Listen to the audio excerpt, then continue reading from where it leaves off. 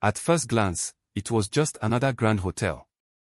But if the walls could talk, they would whisper of secrets, betrayals, and nightmares hidden in plain sight. What happened here was no ordinary tale, it was the beginning of a downfall that no one saw coming.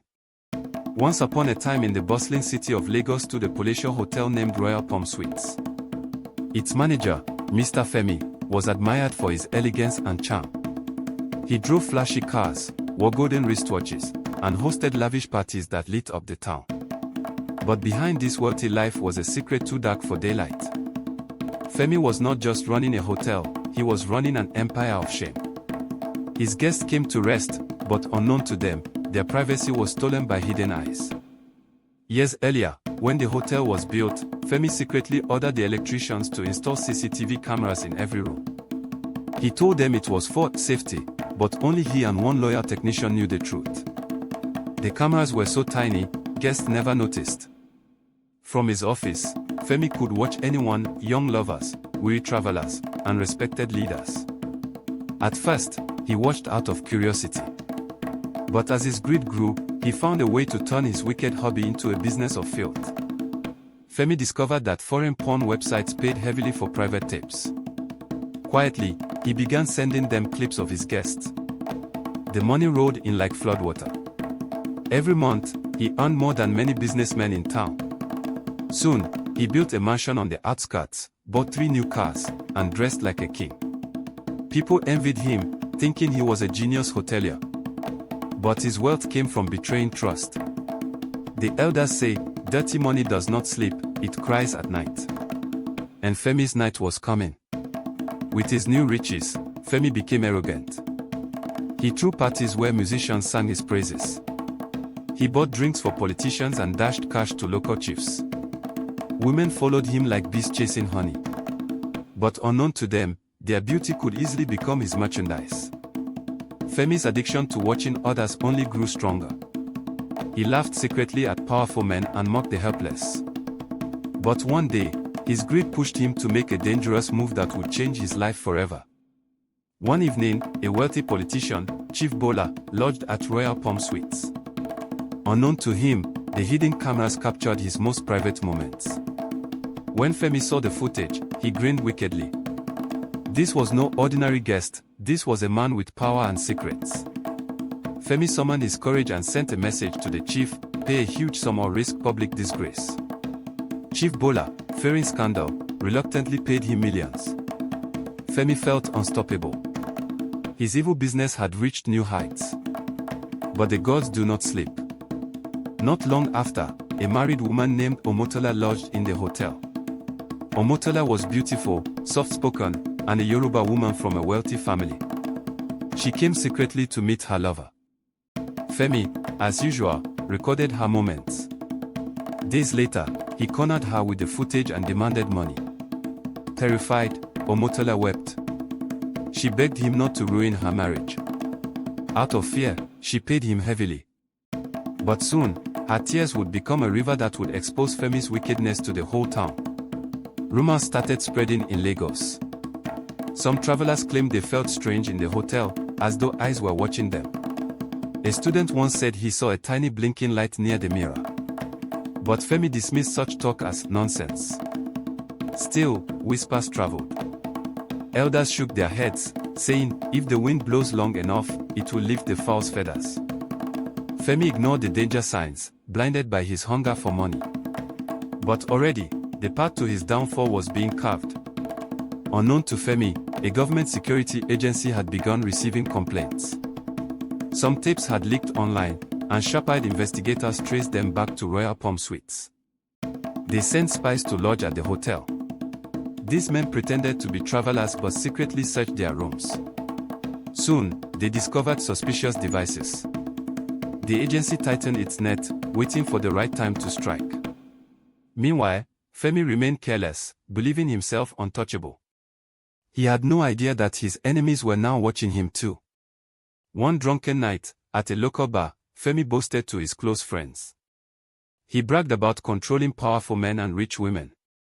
He told them no one in the city could touch him. Even the chief boasts to me, he laughed. One of the men in the bar listened carefully. That man was once Femi's staff, named Beo, who had been sacked for refusing to join his wickedness. Beo's heart burned. He swore silently that the day of justice was near. The turning point came when Omotola, the married woman, could no longer bear the shame. She confided in her brother, who happened to be a lawyer. Furious, he took the matter to the youth leaders in town. The news spread like wildfire. The hotel manager is a spy. Anger filled the streets. Mothers warned their daughters, fathers cursed Femi, and travelers cancelled their bookings. Soon, youths gathered, chanting war songs. The walls of Royal Palm Suites began to tremble. The storm had finally arrived. Femi, the hotel manager, became addicted to his dark business. Every night, he sat in his office watching recordings of guests. He sold the videos to secret buyers on the internet. The money kept pouring in. He bought flashy clothes, expensive shoes, and even changed cars. But he kept his source of wealth hidden. His workers wondered how their manager could afford such luxury even in the challenging economic reality in the country. Some suspected he was into ritual money, but none imagined the truth behind his sudden riches. Femi kept his greatest secret in a hard drive hidden inside the ceiling of his office. It contained hundreds of videos, neatly arranged with names and dates.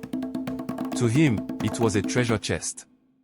Anytime he needed more money, he picked one victim and sent threats.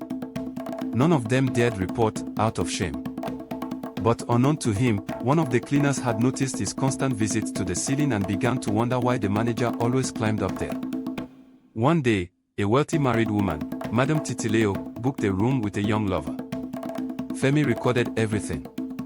After she left, he sent her a message, "Pay me or your husband sees this video." Terrified, she transferred millions to his account. Femi felt powerful, but Titileo lived in fear. She couldn't sleep at night, knowing the video still existed. She confided in her best friend, Ngozi, whose husband was a senior police officer. That single confession would later change everything. Soon, a popular politician arrived at the hotel with his mistress. Femi saw it as his biggest opportunity yet. He secretly recorded them and later demanded a huge sum. The politician, afraid of scandal, paid quickly. Femi laughed, believing he could control even the mighty. But politicians never forget. The man quietly instructed his security aides to trace the source of the blackmail. Step by step, they uncovered suspicious details about the hotel manager. The hunter had just become prey. The staff began whispering. Femi always seemed to know guests' private affairs. Some believed he had charms. Others thought he had secret informants. But nobody dared confront him, because he was feared. The cleaner who had once seen him hide something in the ceiling kept silent. Fear gripped him. He didn't want trouble, yet the burden of knowing the truth weighed heavily on him. The hotel itself was becoming a place of whispers, and soon the owners began asking questions. Titileo, the married woman, regretted ever stepping into the hotel. She lived in constant terror that Femi might expose her one day.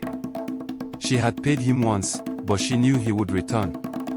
Her confession to Ngozi, her friend, spread quietly to her friend's husband, who worked in the police. The officer did not act immediately. Instead, he began collecting information. He suspected something bigger was happening. Little by little, the web of lies Femi had built was shaking. The cleaner could no longer resist his curiosity. One day, when Femi was away, the cleaner climbed into the ceiling and found the hidden hard drive. He plugged it into his phone and what he saw left him trembling. Videos of guests, young and old, filled the screen. He quickly returned it to its place but the images haunted him. He thought of reporting, but fear of losing his job held him back. Yet he knew one day the secret would burst open. Femi's greed knew no bounds. He stopped targeting only rich men and women. He even blackmailed struggling couples, demanding smaller amounts. Some borrowed money to pay him, others sold land. He always promised to delete the videos, but he never did. His victims multiplied. Soon, some of them began meeting secretly. They discovered they all had one enemy, the hotel manager. Slowly, a network of victims started forming. Femi, blinded by arrogance, had no idea his enemies were growing. The politician Femi blackmailed was not a man to be toyed with. He quietly ordered a private investigation. The investigators traced suspicious transactions to Femi's bank accounts. They also discovered that hidden cameras had been purchased in his name. The evidence was piling up. The politician smiled, promising himself that the manager would learn a bitter lesson. Femi, on the other hand, spent lavishly, dancing at nightclubs and boasting to his friends. He had no idea the trap was set. Soon, the city was buzzing with rumors. Guests began avoiding the hotel. Some claimed ghosts haunted the rooms. Others said people's secrets were never safe after staying there. The hotel's income began to drop, and the owners grew worried. When they asked Femi, he blamed it on bad economy. Yet he continued to live larger than life, buying a new SUV. Instead of suspicion, his lifestyle drew envy. People admired his wealth, never guessing that shame was his currency. The whispers grew into shouts. Young people in Lagos City began warning one another never to lodge at Royal Palm Suites. They said the manager was evil. Some victims started sharing their stories quietly, and the truth spread like wildfire. Soon, youths held secret meetings, vowing to expose the man destroying families. Their anger burned hotter each day. A hotel that its people's dignity must fall, one of them cried. Femi laughed when he heard the rumors, not knowing his downfall was gathering strength. One evening, a video of Madam Titileo surfaced on social media.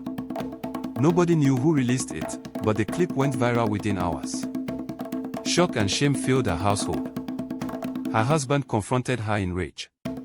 Titileo almost fainted, knowing the truth was now public. Meanwhile, the youth rejoiced, saying, "At last, proof has come." Many suspected the hotel manager was behind it. Fear turned to fury, and the city prepared for confrontation. Femi's empire of secrets had started cracking. Beo, the former staff Femi had sacked for honesty, returned to Lagos. He had been watching everything from afar. When he heard of the leaked videos, he decided to act. He met with some victims secretly and encouraged them to speak out. "The time has come to bring down this wicked man," he told them. Beo was determined to expose Femi and his evil business. He knew the man's arrogance would blind him, and that blindness would soon lead to his ruin. The youths finally gathered outside Royal Palm Suites, chanting war songs. They carried placards saying, "Our privacy is sacred," and "Shut down this evil hotel." Guests ran out in fear as the crowd grew. Femi came out with policemen he had bribed, trying to scare them away. But the chants grew louder. "We know your secret," they shouted. Though the police dispersed the crowd, the message had been sent. For the first time, Femi's heart shook with fear. The protest made headlines. Newspapers wrote, "Royal Palm Suites under suspicion." Radio callers demanded answers. The government could not ignore it anymore. The Ministry of Tourism sent officials to investigate. Femi tried to bribe them, but one of the officers was determined to uncover the truth. "We will return unannounced," the man warned. Femi smiled outwardly, but inside he was restless. The walls of his empire were closing in, and his once loyal staff were no longer at ease.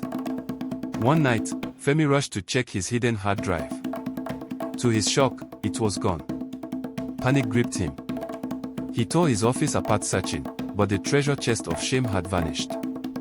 Unknown to him, the cleaner had finally taken it and handed it to Bale. Together, they began copying its contents as evidence. Femi felt like a drowning man.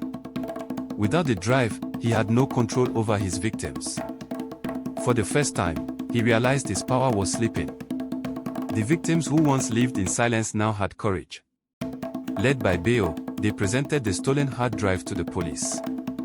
Videos of respected elders, politicians, and business leaders filled the screen. The officers were shocked. Some victims wept in shame, others trembled in anger. The police chief promised, "We will not cover this." Femi's evil was now recorded as evidence. Meanwhile, the victims began speaking on radio and television. The whole city turned against Royal Palm Suites. News of the scandal spread across Lagos like wildfire. Protesters flooded the streets. Youths chanted, mothers wailed, and fathers cursed Femi's name. The once proud hotel became a symbol of disgrace. Guests fled, bookings were cancelled, and workers abandoned their posts. Stones were thrown at the gates, and angry youths tried to break in. The police struggled to control the crowd. From his office window, Femi watched in horror. His empire of lies was collapsing before his very eyes. At midnight, security agents stormed the hotel. They entered his office, seized his computers, and placed him in handcuffs. Femi tried to bribe them with stacks of cash, but they refused. "You have shamed this city," one officer told him. Neighbors gathered outside, cheering as he was dragged away. Women spat on the ground, shouting curses. For the first time, the mighty hotel manager was powerless. He sat in the police van, sweating, as his dark kingdom fell apart. The trial began quickly.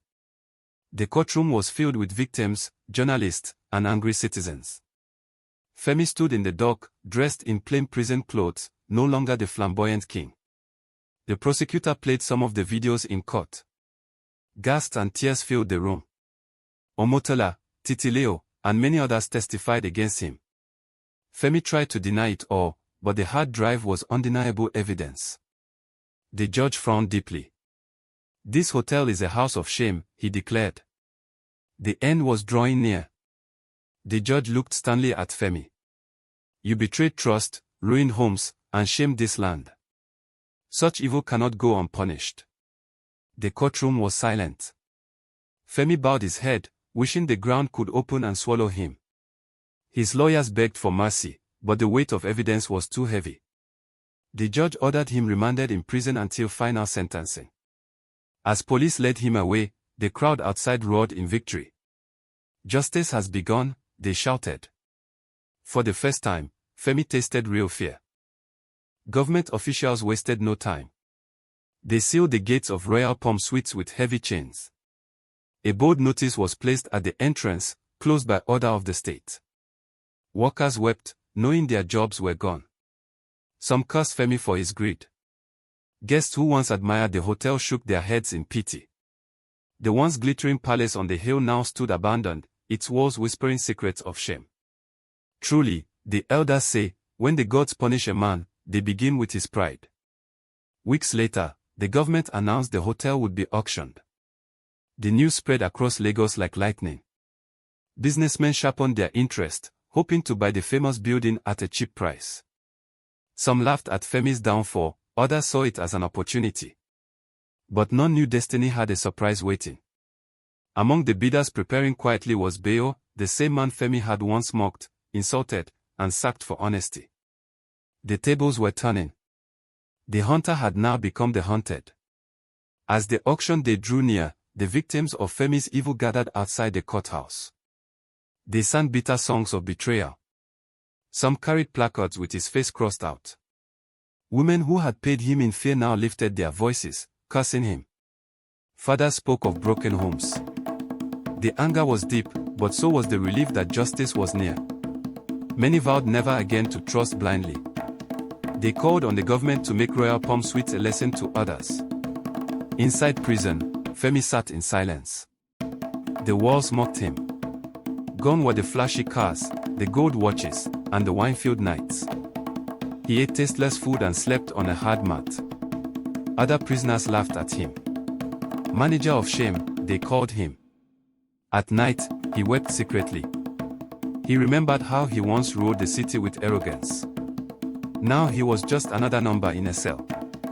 The saying was true, a man who digs a pit for others will one day fall inside. The day of the auction came. The courthouse yard was packed with businessmen, women, and curious onlookers. The auctioneer stood tall, his hammer in hand. Royal Palm Suites. Who will make the first bid? He shouted. Numbers flew into the air, millions upon millions. The price rose higher. Suddenly, a calm voice broke through. It was Bayo. He had saved every penny, and with the help of kind supporters and investors, he placed the winning bid. Gasps filled the air. Justice had spoken. The crowd cheered as Bayo was declared the new owner of Royal Palm Suites. Many called it destiny. The man who once lost his job for honesty now held the keys to the very building that destroyed lives. Tears filled his eyes as he whispered, "Truth may suffer, but it never dies." Reporters rushed to capture the moment. Elders nodded, saying, "The gods reward patience." It was a victory not just for Bayo, but for the whole city of Lagos. Bayo wasted no time. He announced that the hotel would be cleansed and renamed. Priests were invited to purify the building. Workers painted over the old walls, scrubbing away the stains of shame. He employed honest staff and promised never again would the dignity of guests be stolen. The people of Lagos rejoiced. Royal Palm Suites was reborn, not as a palace of disgrace, but as a house of honor. Bayo had turned ashes into glory. Back in court, the final day arrived. The judge pronounced Femi guilty of blackmail, invasion of privacy, and fraud. He was sentenced to 25 years in prison. Gasps filled the courtroom. Some victims wept with relief, others clapped in joy. Femi collapsed on the floor, crying like a child. The once proud manager who lived like a king was now a broken man. The judge's voice echoed, "Let this serve as a warning to all who trade with people's dignity." Lagos slowly healed from the scars of Femi's wickedness. Families regained peace, and the shame that once covered the land lifted. Youth celebrated their victory, knowing their courage had changed history. The new hotel, under Bayo's care, became a symbol of honesty and trust. Travelers returned, this time with confidence. Mothers told their children the story of the greedy manager who fell. And the people learned a lesson: secrets done in darkness will one day shine in the light. Many families torn apart by Femi's blackmail slowly began to heal. Some husbands forgave their wives, understanding they were victims of fear. Others could not, and marriages ended. The pain ran deep, but the city was determined not to let one man's greed destroy their future. Elders comforted the wounded, saying, "A cracked pot can still hold water, if handled with care." Though scars remained, Lagos found new strength in unity. The youths of Lagos became more vigilant. They vowed never again to allow one man's greed to harm the dignity of many. Meetings were held in town halls, where they discussed protecting privacy and reporting corruption. They sang victory songs, praising Bayo for his courage. "One honest man is worth more than 1,000 liars," they declared. The memory of Femi's fall became a guiding light, teaching them that silence in the face of evil is dangerous. In prison, Femi's regret deepened. He thought of all the money he had wasted, the cars he had bought, the women he had chased. None of it could save him now. Every night, he replayed his life in his head, wishing he had chosen honesty. He realized that his victims' tears had now become chains around his own neck. Truly, the elders say, when a man eats the food of shame, it will choke him in the end. Bayo proved himself a wise leader. He turned the once shamed hotel into a center of excellence. He trained his staff in honesty, discipline, and hospitality. Guests returned, bringing blessings and wealth. The hotel became a model across the region, attracting tourists and travelers. Bayo always told his workers, "Money without honor is poison. But money with integrity feeds generations." His words inspired many young men who once envied Femi's flashy life to instead follow the path of truth. Before the hotel reopened, the community elders gathered for a cleansing ritual. Drummers beat sacred rhythms while priests prayed to wash away the curses left by Femi's deeds. Palm wine was poured on the ground, and incense filled the air. They declared the land pure again. On that day, the people felt a heavy weight lifted from their shoulders. Laughter returned to the hotel, and mothers smiled knowing the place was safe once more. The past was forgiven, though never forgotten. Schools across Lagos began teaching children the story of the hotel manager. Teachers reminded them that greed leads to destruction, while honesty brings honor. Students dramatized the story in plays, warning others about the dangers of secret sins. Young boys and girls promised themselves never to walk the path of Femi. The story became a living lesson: eyes that spy in darkness will one day be blinded by light. Travelers from far and wide began to return to the hotel, now renamed Palm of Honor Suites. Business conferences, weddings, and celebrations filled its halls once again. Guests marveled at the beauty of the new place, but more importantly, they trusted it. Bale welcomed each guest with humility, proving that leadership was not about greed but about service. The hotel flourished, and Lagos City prospered with it. A young journalist wrote a book about the scandal. It was titled The Manager's Secret Eyes. The book spread across Nigeria, teaching others about the dangers of greed and misuse of power. It became a bestseller, and universities used it as a case study. Femi's name lived on, but not in glory. Instead, he became an example of disgrace. His fall was a warning to leaders everywhere that the truth always finds its way out. Women who had been victims of Femi's blackmail formed a support group. They met monthly to share their stories, encourage one another, and heal. They taught young girls the value of caution and the importance of courage. Through their tears, they found strength. They said, "We are no longer victims, but survivors." Their unity turned pain into power, showing the city that even broken hearts can rise again like the sun. The governor of Lagos visited the newly reopened hotel. He praised Bale for his honesty and resilience. "This hotel is now a symbol of transformation," he declared. The visit brought great honor to Bale and boosted the reputation of Palm of Honor Suites. From that day, government officials used the hotel for state events. Bale had achieved what Femi never could: respect without fear, and wealth without shame. The city organized a festival called the Festival of Truth in memory of the victory over corruption. Drums, dances, and masquerades filled the streets. The youth carried placards with wise sayings, and elders gave speeches about honesty. Bale was honored as the keeper of integrity. The people celebrated not just the fall of Femi, but the rise of truth in their land. It became a yearly tradition, reminding generations of the danger of secret evils. Years passed, and prison aged Femi quickly. His once handsome face wrinkled, his body grew weak. He was no longer the proud man who once drove flashy cars. He lived in regret, haunted by the faces of those he destroyed. Even when other prisoners gained freedom, his own sentence kept him locked. He realized too late that dignity is worth more than gold. His name lived on, but only as a lesson of disgrace. Bale's success did not end with the hotel. He used the profits to open a training school for young hoteliers, teaching them honesty and professionalism. Many graduates spread across the country, raising the standard of hospitality. Bale's vision turned him into a respected national figure. Elders said, "The stone that was rejected has become the cornerstone." His rise proved that integrity, though slow, always leads to greatness. Parents in Lagos told their children the story of Femi every night. They warned them never to let greed blind their eyes. Children listened with wide eyes, asking, "Papa, did it really happen?" And the elders always answered, "Yes, and it must never happen again." The story became part of the city's heritage, passed down from one generation to the next. The city of Lagos gained fame for its fight against corruption. Travelers from across Nigeria visited to learn from its story. Palm of Honor Suites became a landmark of justice. The people were proud, knowing they had turned shame into strength. The scars of the past remained, but they no longer defined the city. Lagos was reborn, standing tall as a beacon of truth.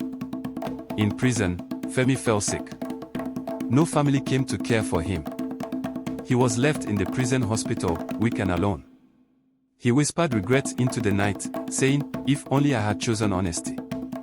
His voice faded like the sound of a broken drum. The man who once ruled with arrogance ended in silence.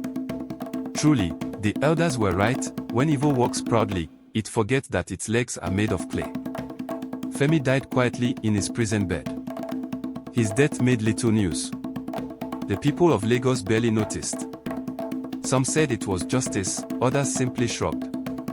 His body was buried in an unmarked grave, without honor or memory. The man who once owned mansions and cars now rested in forgotten soil.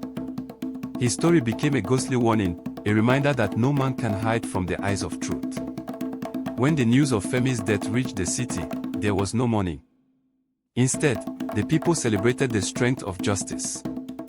They gathered at Palm of Honor Suites, singing songs of victory. Bale addressed them, saying, let this story guide us forever. Evil may rise, but it cannot reign forever.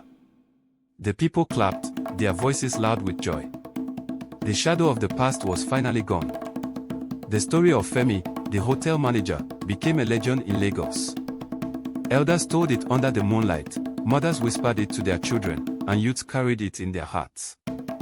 The lesson was clear: wealth without honor is a curse, but honesty is a crown that never fades. Home of Honor Suite stood as a symbol of truth. And so, the city of Lagos learned forever that no secret, no matter how hidden, can escape the eyes of destiny.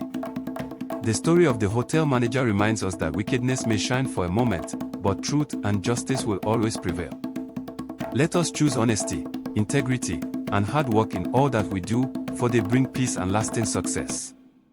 If this story has inspired you or taught you something new, we invite you to join our growing family. Subscribe to Audacity Folktales, where more powerful African stories come alive with wisdom, suspense, and lessons that guide our daily lives.